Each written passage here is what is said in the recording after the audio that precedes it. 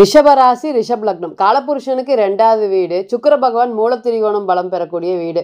சந்திரன் பார்த்தீங்கன்னா உச்சமாயி சுக்கிரன் ஆட்சி பலம் பெறக்கூடிய வீடாக இருக்கிறனாலேயே என்னுடைய கஷ்டம் எனக்கே போகட்டும் அப்படின்னு சொல்கிற மாதிரி, கஷ்டத்திலே வாழ்கிற மாதிரி. ரொம்ப திறமைசாலிங்க. எவ்வளோ கஷ்டங்கள் வந்தாலும் திறமையை வாழ்க்கையில் ஜெயிச்சிருவாங்க. அது வேற விஷயம். இன்றைக்கி என்ன சூழ்நிலையில் இருக்காங்க, எல்லாருமே நமக்காக பார்த்திங்கன்னா செல்ஃபிஷாக இருந்திருக்காங்க. நம்ம எல்லாருக்குமே உதவணும், நம்ம மட்டும் ஏன் இன்றைக்கி இப்படி இருக்கிறோம் அப்படிங்கிற மாதிரி ஒரு சூழ்நிலை. இன்றைக்கி கடவுளுடைய அனுகிரகம், பெருமாளுடைய அனுகிரகம் நிச்சயமாக ரிஷபத்துக்கு இருக்குது அப்படிங்கிறதுல எந்த ஒரு மாற்றம் இல்லை. ஆனால் இன்றைக்கி கவலையோட மனக்கவலையோடு வாழ்ந்துட்டு இருக்கிற மாதிரி ஒரு சூழ்நிலைகள். ஆரம்பத்தில் எல்லாமே நடக்குதுங்க, ஆனால் முடிவு மட்டுமே எனக்கு சரியில்லாத மாதிரி வந்திருக்கு. கடன் கடன் கடன் அப்படிங்கிறது ரிஷபத்துக்கு தலையெழுத்துல எழுதிட்டாரா கடவுள் அப்படிங்கிற மாதிரி ஒரு சூழ்நிலைகள். எங்கே கடவுள் பார்த்திங்கன்னா கேது ஆரம்பிச்சு விட்டாரோ இன்ன வரையும் சரிங்க, கிட்டத்தட்ட ஒரு 3 to 4 வருஷமாக அந்த கடன்லையே சுற்றிட்டு இருக்கிற மாதிரி ஒரு ஃபீலிங். வாழ்க்கையில் எந்த இடத்துல ஆரம்பிச்சனோ அதே இடத்துல நிற்கிறேன். இன்றைக்கி படிச்சிருக்கலாமோ, இன்றைக்கி வேறு வேலைக்கு போயிருக்கலாமோ, இன்றைக்கி நல்லா தொழில் பண்ணியிருக்கலாமோ, இந்த டைமை இந்த வாய்ப்பை பயன்படுத்தியிருக்கலாமோ அப்படின்னு தொடர்ந்து அந்த பழசைவே நினச்சி இன்றைக்கி பேசி வருத்தப்பட்டு இருக்கக்கூடிய ஒரு சூழ்நிலைகள். யாரெல்லாம் ஏமாற்றுவாங்க அப்படின்னு நினைக்காத மாதிரி ஏமாற்றிட்டு போயிட்டாங்க. நிறைய வழிகளோடும் நிறைய வேதனைகளோடு இருக்கீங்க. செல்ஃபிஷ் ரொம்பவே அதிகமாக இருக்குது இந்த ராசியை பொறுத்தவரையும். உங்களுடைய எதிராளிகளுடைய பிரச்சனைகள் தான் உங்களுக்கு. இந்த குரு பாருங்கள், அஷ்டமாதிபதினு சொல்லி ராசிக்கு என்னைக்கு வந்தாரோ அன்னைக்கு பிடிச்சது உங்களுக்கு. கிட்டத்தட்ட ஒரு 7.5 சனிக்கு ஈக்குவலான பலனை குரு சைலண்ட்டாக கொடுத்துட்டு போயிருக்காரு.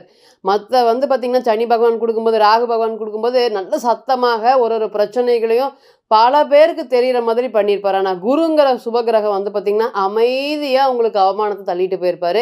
நிறைய விஷயங்கள் நீங்கள் நம்ம சொல்கிறது கொஞ்சம் தான், சொல்லாதது 1000 இருக்குது. அப்படிங்கும்போது அவ்வளோ மன வலிகளையும் அவ்வளோ வலிகளையும் வேதனைகளையும் அனுபவிச்சுருக்கக்கூடியது. 1000 பிரச்சனை இருந்தாலுமே பெருமாள் அனுகிரகத்தோடு இருக்கிறீங்களா அப்படின்னு கேட்டிங்கன்னா இருக்குது.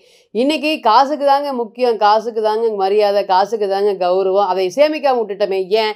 அது காலபுருஷனுக்கு 2வது வீடுங்கிறனால அந்த ராசியில் பிறந்த அந்த லக்னத்தில் பிறந்த நீங்கள் இதெல்லாம் இப்படி நடக்குமா, அப்படி காசுக்கு இப்படி முக்கியத்துவம் கொடுக்குமா, எல்லா நேரம் ஒரே மாதிரி தான் இருப்போம், நம்ம சம்பாரிச்சுக்குவோம் அப்படிங்கிற எண்ணத்தில். இன்றைக்கி பாருங்கள் சொல்கிறேன், எழுதி வச்சுக்கோங்க. கண்டிப்பாக ரிஷபத்தை பொறுத்தவரை தன்னுடைய மனைவியோட சொந்தக்காரங்களுக்கு நல்லா ஹெல்ப் பண்ணியிருப்பாங்க. தன்னுடைய அக்கா தங்கச்சி எல்லாருமே இவங்கக்கிட்ட ஒரு பொருளாதார உதவி அப்படிங்கிறது எங்கள் அண்ணன் செஞ்சார், என் தம்பி செஞ்சாருன்னு செய்யாமல் இருக்கவே மாட்டாங்க. ஒருத்தங்க ரிஷப லக்னத்தில் பிறந்தா அம்மா இருக்கட்டும் அப்பா இருக்கட்டும் ரொம்பவே டேக் கேர் பண்ணிக்குவாங்க. அவங்க திருப்பி இவங்களை பார்க்குறாங்க பார்க்கல அப்படிங்கிறது 2வதுங்க.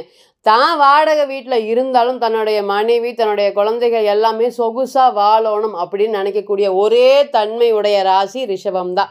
இது நிறைய நம்ம இன்னும் சொல்லிகிட்டே போகலாம். என்னென்னு கேட்டிங்கன்னா, மற்றவங்களுக்காக கண்மூடித்தனமாக கடன் வாங்கி செலவு பண்ணுவாங்க. தனக்கு சாப்பிட்றதுக்கு ஒரு பைசாவுக்கு பார்த்திங்கன்னா ரொம்பவே கஞ்சித்தனம் படுவாங்க, யோசிப்பாங்க.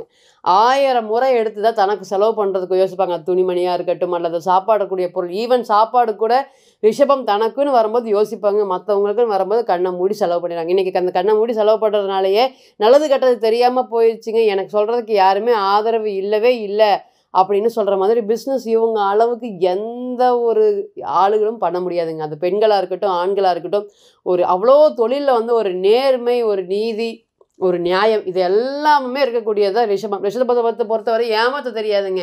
நான் இப்படி தான் அப்படின்னு வெளிப்படையாக சொல்லிடுவாங்க. அப்படியே ஒரு சூழ்நிலைகள் வந்தாலுமே ஐயையோ இது தப்பு, இது ஆகாது, இதுலேருந்து நம்ம வெளியே வரணும் அப்படிங்கிற மாதிரி. இன்றைக்கி கடவுளுடைய அனுகிரகம் இருக்குது. பணம் தான் பெரிய பிரச்சனையாக இருக்குது. பணம் தான் வாழ்க்கை அப்படிங்கிற பெரிய பாடத்தை இன்றைக்கி குரு சைலண்ட்டாக உங்களுக்கு ஏற்படுத்தி கொடுத்துட்டாரு. அஷ்டமாதிபதி மற்றும் லாபாதிபதினு சொல்லக்கூடிய குரு இன்றைக்கி ஏமாற்றி கொடுத்துட்டாரு. நிறைய வலி வேதனைகளும் தள்ளி விட்டுட்டு இன்றைக்கி 2ஆம் இடத்துக்கு போய் உட்காந்துருக்காரு. இன்றைக்கி வாக்குஸ்தானத்தில். இதுவுமே ஒரு நல்ல பலனா அப்படின்னு கேட்டிங்கன்னா இல்லை. குருவோடைய கோச்சாரம் ரிஷபத்தை பொறுத்தவரை ரொம்பவே கவனிக்கப்பட வேண்டியது. இந்த குருவெல்லாம் பார்த்திங்கன்னா இந்த 2ஆம் இடத்துல உட்காந்துட்டாருன்னா போதுண்டா, வாங்கின பணத்தை உங்ககிட்ட வாங்கின பணத்தை உன்னால் பண்ண முடிஞ்சால் பண்ணிக்கோ அப்படின்னு தைரியமாக சொல்லுவாங்க. அந்த அளவுக்கு ஒரு பணத்தை வாங்கினவங்க எல்லாருமே பிரச்சனை கொடுக்கக்கூடிய குருங்கிற இந்த ராசியை பொறுத்தவரையும் ஒரு பெரிய சுபகிரகமாக வந்துட்டனால பணம் வாங்குறவங்க எல்லாருமே உங்ககிட்ட வாங்குறவங்க எல்லாருமே பெரிய ஆளுகளாக இருப்பாங்க. அவங்கள சீக்கிரம் நீங்கள் சாமானியத்தில் அந்த பணத்தை திருப்பி வாங்க முடியாது. அதுதான் இந்த லக்னத்தோடைய ஒரு பெரிய விஷயமே. சுக்கிரனா குருவான்னு பாருங்கள், குரு தான் அங்கே ஜெயிப்பார். சுக்கிரன் சிறு பணத்துக்கான காரக கிரகமாக தான் பார்த்திங்கன்னா சுக்கிரன் வருவார். குரு தான் பார்த்திங்கன்னா பெரிய பணம் அப்படிங்கிற மாதிரி. இப்போ பெரிய பணமெல்லாம் கொடுத்தா ரிஷப லக்னம் ரிஷப ராசிக்கு அவ்வளோ சீக்கிரம் சாமானியத்தில் வாங்கவே முடியாது. அது சின்ன பணமாக இருக்கட்டும் பெரிய பணம்னு உங்கள் வீட்டுக்கு உங்கள் கையை விட்டு போயிடுச்சுன்னு வச்சுக்கோங்களேன், அது ஆணாக இருக்கட்டும் பெண்ணாக இருக்கட்டும், அவ்வளோ சாமானியமாக நீங்கள் யாருக்கிட்ட இருந்தும் திருப்பி வாங்க முடியாது. மேபி அது வந்து நண்பர்கள்கிட்ட கொடுத்து சரி பரவாயில்ல இருக்கட்டும்னு விட்டா வேண்டும். தானாக கேட்டிங்கன்னா திருப்பி கிடைக்கிறதுக்கு வாய்ப்புகள் அவ்வளோ சீக்கிரம் இல்லவே இல்லை. இன்றைக்கி அந்த பணத்தை நினச்சி தான் முழுவதும் கஷ்டப்பட்டுட்ருக்கீங்க. இன்றைக்கெல்லாம் பாருங்கள், ராசிக்கு 4ல் கேது. நமக்கு ஒரு வீடு இல்லையே, இவ்வளோ கஷ்டப்பட்டு நமக்கு ஒன்றும் வாங்க முடியலையே அப்படிங்கிற வருத்தங்கள் அதிகமாக ரிஷபத்துக்கு தாங்க இருக்குது. இந்த சூழ்நிலையில் சூரியன் மற்றும் குரு சிவராஜ யோகம் அப்படிங்கிறது உங்களுடைய ராசிக்கு 2ஆம் இடத்துல அமைஞ்சிருக்கக்கூடிய நல்ல பலன்கள் என்ன கொடுக்க போகுது. 16ஆம் தேதிக்கு மேலே இந்த கிரக சேர்க்கைகள் கிட்டத்தட்ட வருஷத்துக்கு ஒரு முறை மட்டுமே இந்த காம்பினேஷன் வந்து செயல்பட போகுது. இது எப்படி இருக்க போகுது? இந்த சூரியன் குரு கிரக சேர்க்கைகள் என்ன மாதிரியான பலன்களை கொடுக்கறதுக்கு காத்துட்ருக்கு? இது எல்லாமே ராசிக்கு அஷ்டமத்தை பார்க்க போகுது. நல்லவேளை அங்கே எந்த கிரகமும் இல்லை. எப்படி இருக்க போகுது இந்த பலன்கள்? முதல் தர யோகம் அப்படிங்கிறது சூரியனோட குரு சேர்றது ஒரு மதிப்பு, மரியாதை, கௌரவம். எங்கள் அப்பாவுக்கு எந்த ஒரு மதிப்பு, மரியாதை, கௌரவம் இல்லை. நிறைய விஷயத்தில் வந்து பார்த்திங்கன்னா ரொம்ப வருஷமாக ஒரே இடத்துல இருக்கார், ஒரு போஸ்டிங் இல்லை, அல்லது வந்து பார்த்திங்கன்னா அவருக்கு கௌரவம் அந்த அளவுக்கு இல்லை. கோயில் ட்ரஸ்ட்டில் இருக்கார், கோயில் சம்மந்தப்பட்ட அனைத்து பணிகளும் பண்ணியிருக்காரு, இருந்தாலுமே ஒரு போஸ்டிங் அப்படிங்கிறது அவருக்கு இல்லவே இல்லை. அதை நினச்சி நிறையா வருத்தங்கள், கவலைகள் இருக்குது அப்படின்னு சொல்லக்கூடிய நபர்கள் அனைவருக்குமே இந்த கோச்சாரம் வந்து பார்த்திங்கன்னா இந்த மாதிரி உயர் பதவிகள் இப்போ இருக்கிற ஸ்டேஜிலேருந்து அடுத்த ஸ்டேஜுக்கு போகிறதுக்கு உண்டான பலன்களை ஏற்படுத்தி கொடுப்பாரு. 2வது என்ன அப்படின்னு கேட்டிங்கன்னா, வீடு கட்டுறதுக்கு வாய்ப்புகள்.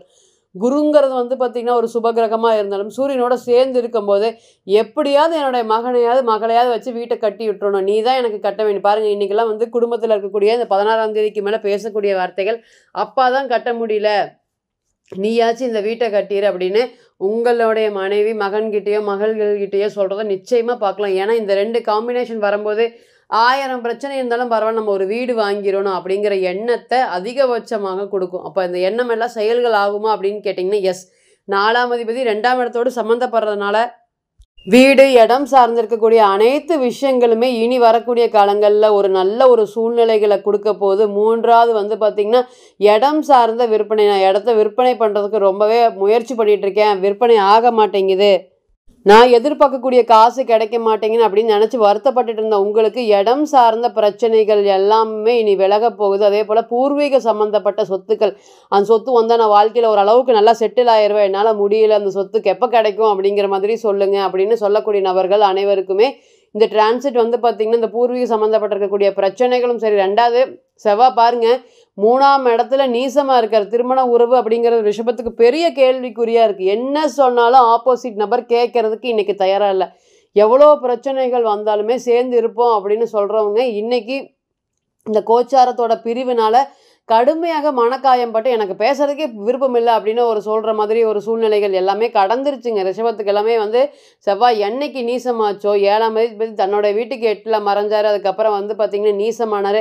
நிறைய கெட்ட விஷயங்கள் நடந்திருக்கு. ரிஷபத்தை பொறுத்தவரையும் திருமண வாழ்க்கையில் வெளியே சொல்லாமல் இருக்காங்க, அதுதான் முக்கியம்.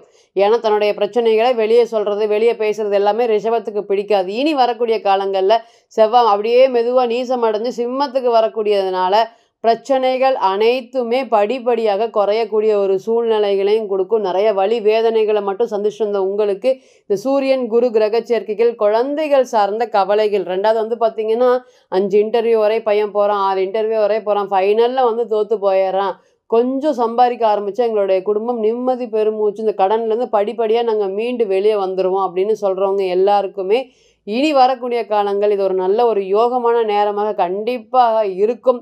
மனசு இருந்தால் மட்டுமே மார்க்கம் உண்டு. எங்களுக்கு அந்தளவுக்கு ஒரு யோகம் இல்லை அப்படிங்கிற மாதிரி எங்களுக்கு தோணிகிட்டு இருக்கு. லக்னாதிபதி ராசியாதிபதி பலமாக இருக்காருங்க, ராசிக்கு 11ல் இருக்கிறதுனால முயற்சி ஸ்தானம் அப்படிங்கிறது உங்ககிட்ட பலமாக இருக்குது. இத்தனை நாள் இல்லாத பலம் இனி வரக்கூடிய காலங்கள்லேயே உங்களுக்கு ஏற்பட போகுது. அதனால் மனம் தளராமல் இதுக்கு முன்னாடி நடந்தது எல்லாத்தையும் விட்டுட்டு இனி எப்படி செயல்பட போகிறோம் அப்படிங்கிறத யோசிங்க.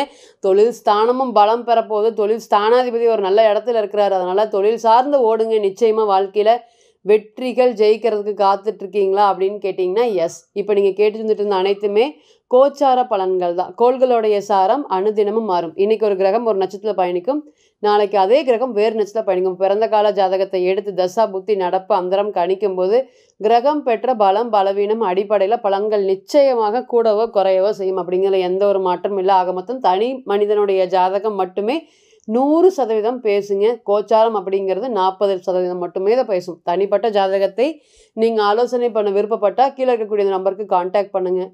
நான் வணங்கக்கூடிய நரசிம்மர் உங்கள் எல்லோருக்குமே நல்ல வளமான வாழ்க்கையை ஏற்படுத்தி தர நான் நிச்சயமாக பிரார்த்தனை பண்ணிக்கிறேன். மீண்டும் ஒரு பதிவில் உங்களெல்லாம் சந்திக்கும் வரை உங்களிடமிருந்து விடை பெறுவது உங்கள் அஸ்ட்ரோ புவனேஸ்வரி. நன்றி, வணக்கம்.